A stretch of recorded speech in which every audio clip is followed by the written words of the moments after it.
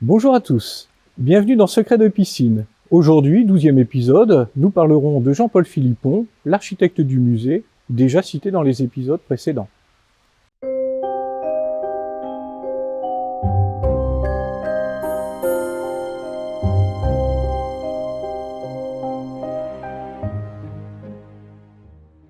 Dans les années 1980, plusieurs sites sont envisagés pour abriter le futur musée. L'École nationale supérieure des arts et industries textiles, évoquée dans le 4e épisode, l'ancienne Poste, où s'installe finalement jusqu'en 2016 l'Institut universitaire de technologie, et la friche Maude Bossu, choisie ensuite pour héberger le Centre des archives du monde du travail. En 1990, le conseil municipal de Roubaix et la direction des musées de France valident le projet de reconvertir la piscine en musée. Un concours international, auquel participent de nombreux cabinets d'architectes, s'ouvre en décembre 1993. Certains plans proposent la métamorphose radicale de ce bâtiment non protégé, la suppression du bassin ou la présentation des collections en sous-sol. Finalement, l'appel à projet est logiquement remporté par Jean-Paul Philippon, qui achève alors la rénovation du musée des Beaux-Arts de Quimper, 1993.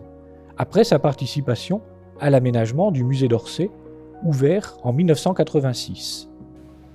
Car Philippon, né en 1945, chantre de la réhabilitation et spécialiste des lieux culturels, devine d'emblée l'intérêt de conserver l'esprit piscine. Son respect du bâti originel l'incite à restaurer les parties altérées et à n'intervenir qu'à minima. Pourtant, la tâche est colossale. Le chantier, ouvert en janvier 1998, s'achève en automne 2001. Le coût des travaux s'élève à 19,5 millions d'euros, financés par la ville, plus des aides publiques et privées. Le musée ouvre le 20 octobre 2001. Le travail de Jean-Paul Philippon se concentre essentiellement sur 4 points. La réhabilitation du bassin et sa nouvelle voûte, la création de l'entrée par l'ancienne usine Anard pour aménager le parcours Beaux-Arts, riche département de la collection. L'architecte dispose de 3 ailes de bâtiments articulées autour du jardin pour créer les 15 salles d'un parcours chronothématique allant du début du XIXe siècle jusqu'aux années 1930. Dans la première aile, parallèle au bassin, le déplacement du mur vers le jardin accroît le volume intérieur. La nouvelle cloison, en béton, aveugle, favorise l'accrochage des tableaux de grand format du XIXe siècle, comme l'Assassinat de Marat, et des plus petits sur plusieurs niveaux. Dans les 2 ailes suivantes, correspondant aux anciens bains-douches, Philippon supprime les murs de séparation des salles de bain et l'étage, mais conserve les fenêtres et, en fin de parcours, 2 salles de bain intactes. Désormais, chaque pièce fonctionne comme une boîte de lumière. Les plaques de polycarbonate au plafond diffusent une lumière naturelle zénithale, idéale pour les peintures. Latéralement, les fenêtres captent la lumière du jardin. Les néons, logés dans des gorges, ajoutent un subtil éclairage artificiel indirect. Les spots au plafond présentent l'avantage d'être entièrement contrôlables dans leur orientation, intensité et durée d'éclairage. Enfin, Philippon conçoit aussi des ateliers pour les pratiques artistiques.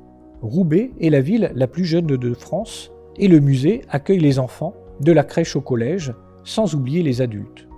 Mais où placer ces ateliers sans empiéter sur les autres espaces ni dénaturer le site?